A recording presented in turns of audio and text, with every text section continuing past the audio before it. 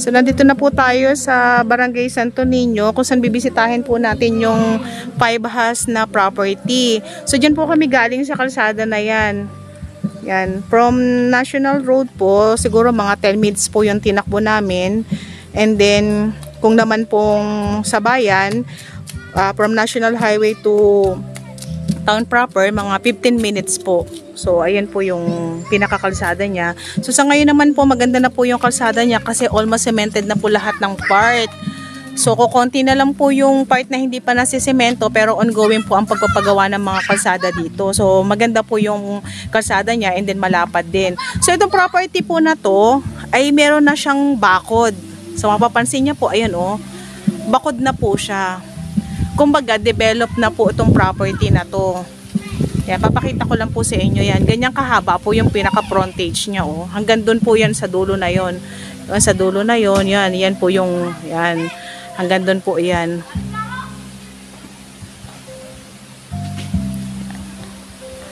So, ayan po yung pinaka-kalsada niya, ha.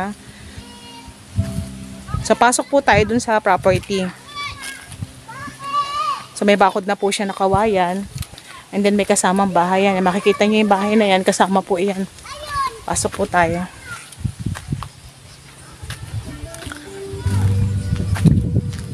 So yan, may ginagawa pa pong siguro bahay din po itong ginagawa na to. Yan. So makikita po natin, dinidevelop na po talaga yung property. Yan, may mga tanim siyang mga papaya, saging. Tapos, malinis na po yung pinaka-loob niya. Kuryente po ba to, kuya? Opo. Oh, okay.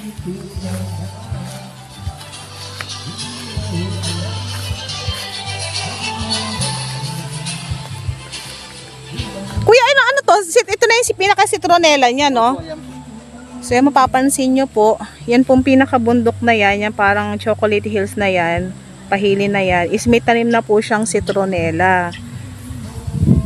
Tapos dito po sa part na yun, yung pong mga niyog na yun, kasakop yan, di ba?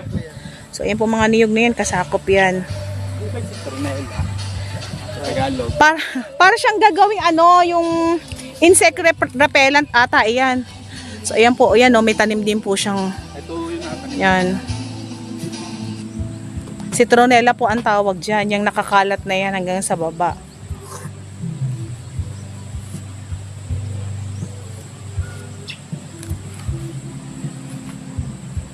So, develop na po talaga yung property. Mga ilan puno ng niyog to, kuya?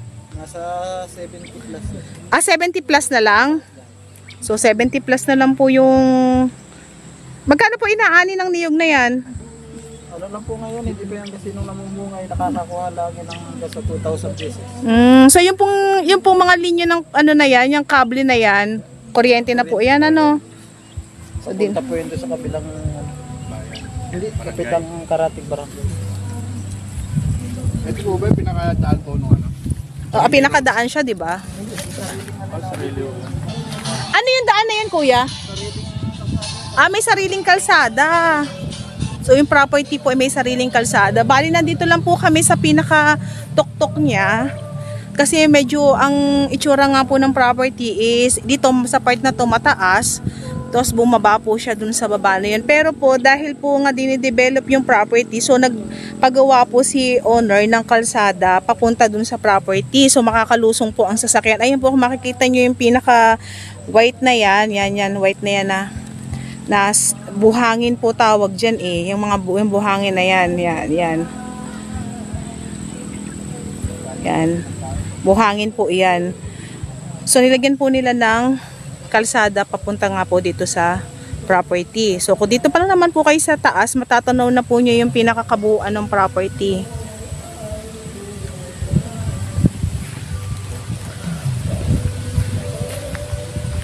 So, ayan po yung bahay oh.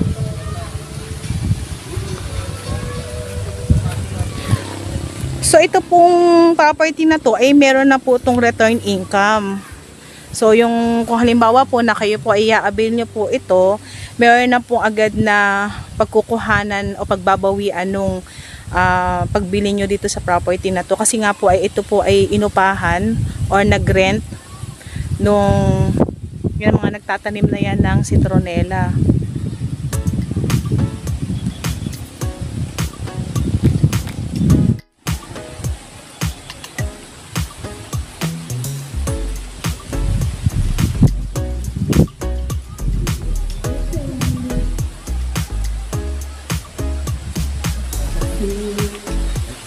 Yan po yung pinaka-itsura niya oh. Yan po ay ginagawang insect repellent.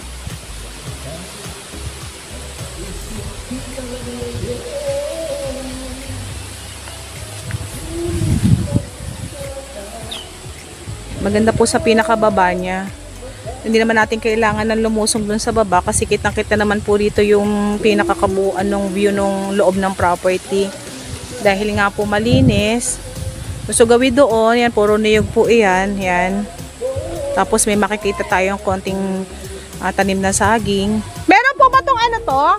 Ay si kuya. Meron kaya ano to, sapa? May sapa po ba sa baba? So may sapa din po yun. Ilog, pinaka-ilog sa baba. So may source of water po siya.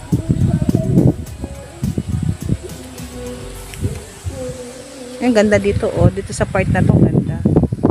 Yan po ay mga saging po yun. Hindi po kasi natin pa pwedeng tapakan yung ano na yan, kaya hindi tayo pwedeng lumusong eh.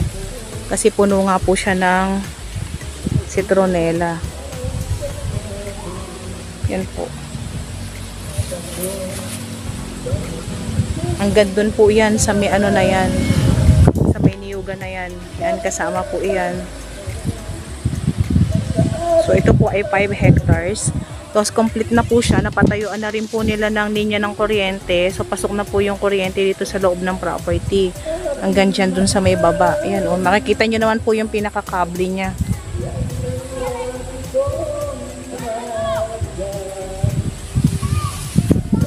Tapos nga po yung kalsada. Ayan.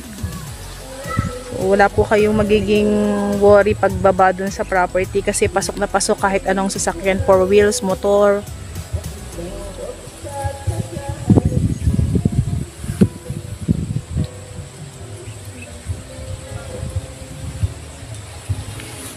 Kuya, mga kailan inaani ang ano nito, citronella? Every anong months? 4 months po. 4 months siya, inaani na siya?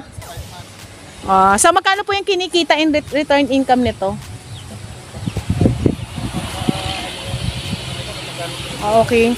So every 4 months, aanihin na po siya, no? So every 4 months po, inaani na po yung pinaka, yan.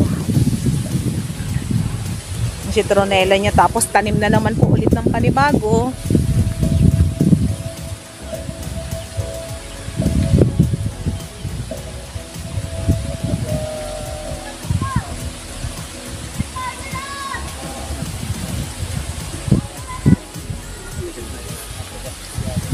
So every 4 months lang po talaga. 4 months, 5 months. So 4 months to 5 months lang daw po ang pag-aani nito kasi pagka daw po inani ito ng sobra sa buwan, matigas na yung pinaka ano niya.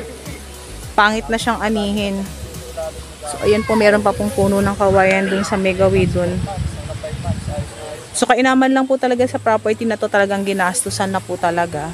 Tapos kung sino man po yung mag-a-avail, meron na po siyang return income agad.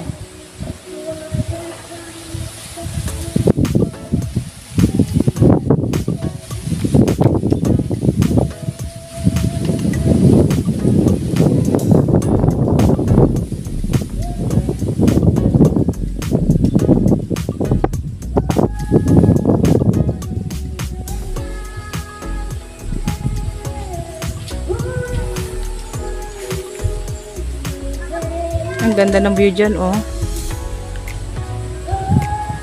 Tapos meron pa pong palibreng kubo. So overlooking po siya.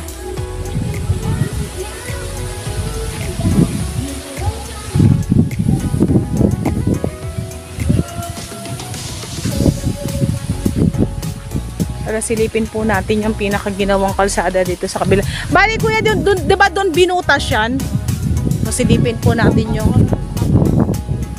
opo, titingnan ko lang po, hindi ko naman po. Ano po tawag dito? Ano po?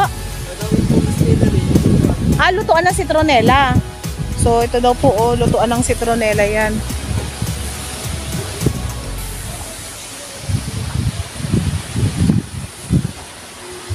Namumuturin natin pababa. Oo. Kung kaya tayo. Yun lang. Pag hindi tayo makakaano, wag na.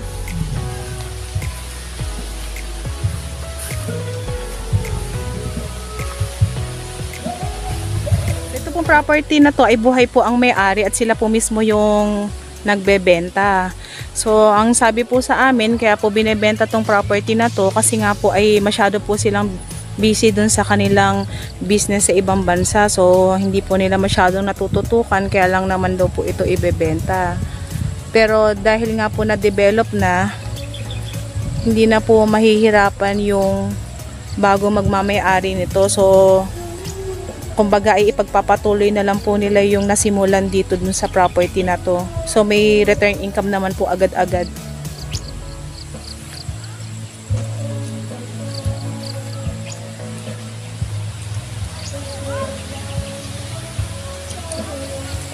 So, yan po, nakikita na po natin yung kabuuan dun sa pinaka kaloob-looban niya. So, hindi na po kami lulusong pa dun sa, yan dun sa binutas na kalsada na yun, oh. Yan po kasi yung binutas na kalsada, eh. Yan. So, yan po ay paakyat dito sa pinaka barangay road niya. Dati po kasi walang daan dyan, lumulusong lang po kami dito sa taas na to, pababa po dyan. So, ngayon po may daan na po.